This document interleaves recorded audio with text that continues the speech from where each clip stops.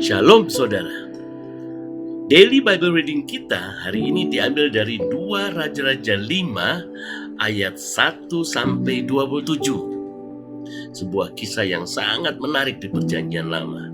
Saya berharap saudara sudah membaca kisah ini sebelum menonton video ini, karena ceritanya panjang.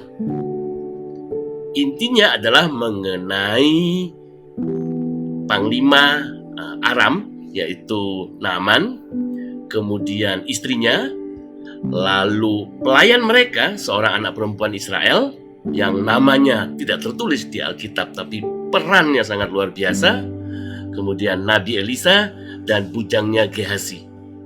Singkat cerita, Naaman sang panglima Aram itu sakit kusta, kemudian disarankan oleh si pelayan mereka melalui istrinya untuk ke Israel dan agar bisa disembuhkan, dan dia mengikuti saran itu.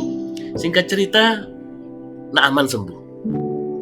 Bahkan saudara, yang luar biasa adalah Naaman adalah seorang Aram yang adalah penyembah berhala, dan ketika dia sembuh, dia mengatakan bahwa dia hanya akan menyembah Tuhannya Israel.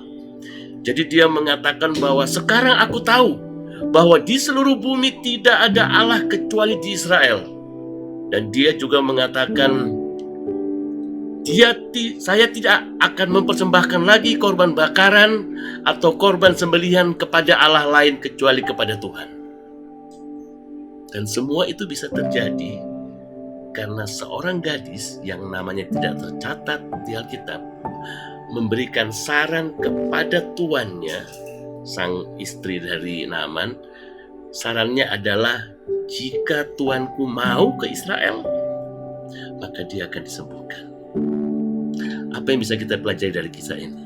Saudara, jika kita melihat di sekeliling kita ada orang-orang yang membutuhkan pertolongan Tuhan, jangan pernah takut untuk mengatakan, menyatakan, menyampaikan saran, doa, pertolongan apapun juga agar mereka bisa ditolong oleh Tuhan.